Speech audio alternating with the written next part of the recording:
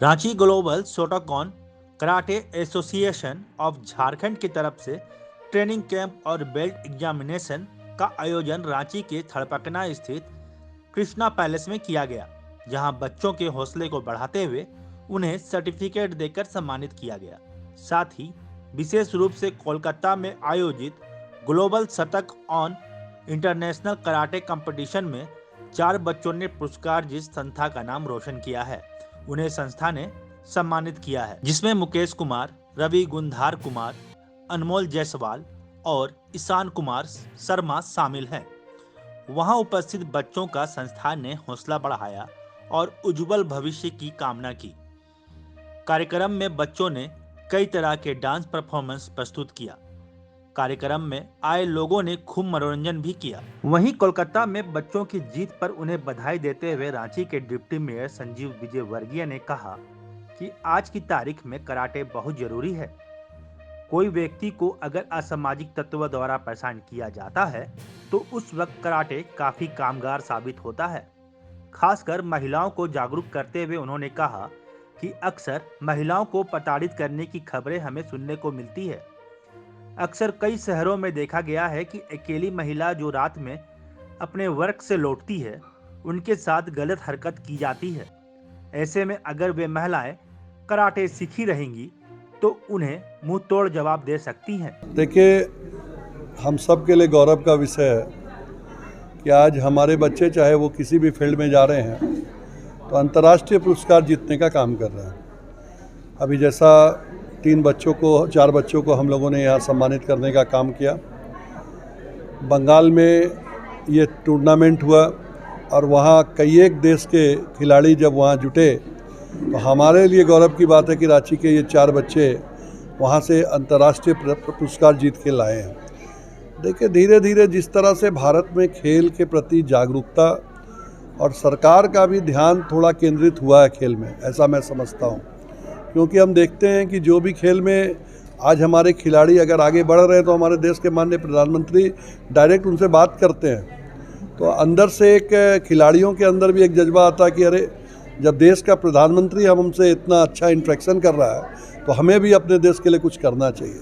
तो ये एक बहुत बड़ा प्रभाव भारत के खिलाड़ियों पर पड़ा है और हम प्रत्येक क्षेत्र में, आज यहाँ कराटे के क्षेत्र में हम लोगों ने यहाँ प्राइज डिस्ट्रीब्यूशन किया लेकिन और भी कई एक क्षेत्र ऐसे हैं जहाँ भारत ने बहुत विकास किया है खेल के प्रति।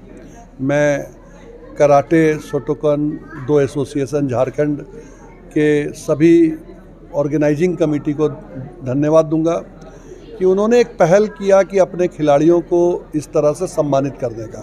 क्योंकि हम अगर 4 को सम्मानित कर रहे हैं तो 40 को प्रेरणा भी देने का काम कर रहे हैं और यही प्रेरणा आगे चल के हमें बड़े से बड़ा पुरस्कार दिलाने में कामयाबी दिलाता है। तो मैं बहुत बहुत बधाई देता हूँ इस ऑर्गेनाइजिंग कमेटी को भी, खिलाड़ियों को भी।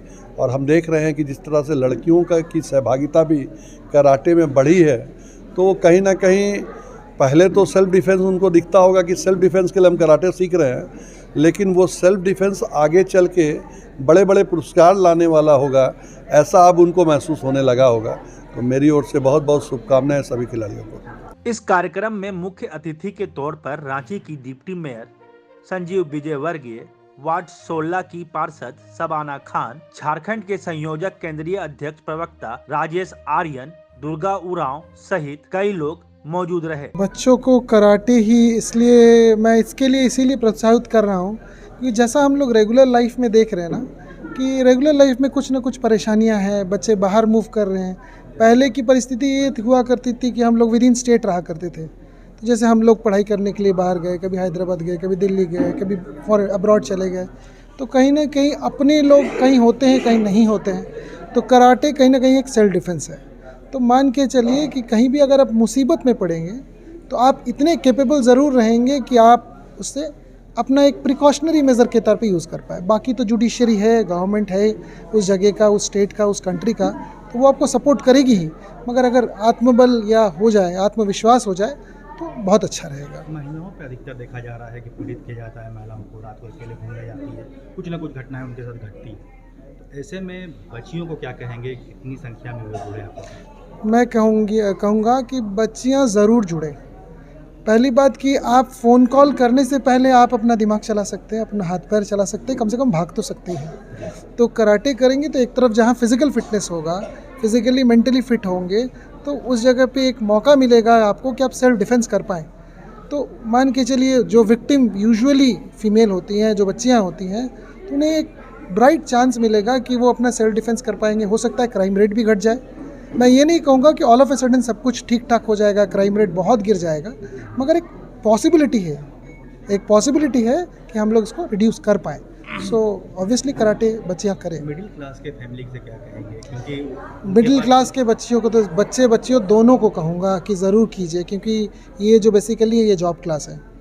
ये करीब सुबह के 7 बजे निकलते हैं या 6 बजे निकलते हैं और रात को 8 बजे 9 बजे वापस आते हैं। या पर्टिकुलरली आप जो हमारे शहर के बच्चे हैं, जो दिल्ली, जो आज के डेट में बहुत गलत नाम से जाना जाता है, अगर वहाँ देखेंगे तो लड़कियाँ प्रैक्टिकली रात के 3 बजे वापस आ रही हैं।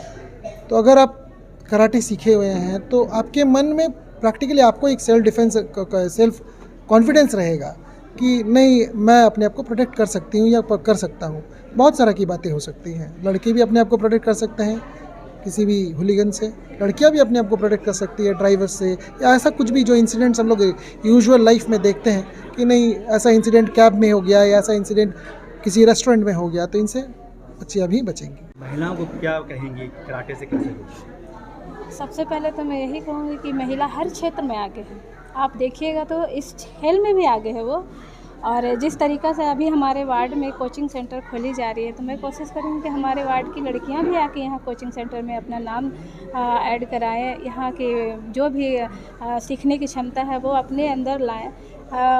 अक्सर महिलाएं बाहर देश में जाके काम करती हैं। अभी जैसे कि आप लोगों ने सुना भी है, देखा भी कि पिछले कई वर्षों से यौन शोषण जो भी लड़कियों के बीच में हो रही है, तो कम से कम अगर इस खेल के माध्यम से अगर वो अपने मानसिक और शारीरिक दोनों रूप से वो तंदुरुस्त भी रह सकती हैं और सक्षम रह सकती हैं कि कहीं भी वो अकेले जा सके, निडर हो गए।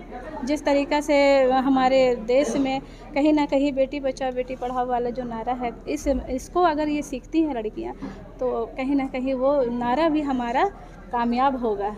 तो मैं इस खेल को तहे दिल से धन्यवाद ये इनकी जितनी भी टीम है उनको देती हूँ, और ये कोशिश करती हूँ कि ये महिलाओं आए और आके प्रतिभा को अपने हुनर के तौर पे सीखें। मैं इस खेल के इस माध्यम के सबको धन्यवाद देती हूँ। ये बहुत अच्छी खेल है और इसको सीखना चाहिए।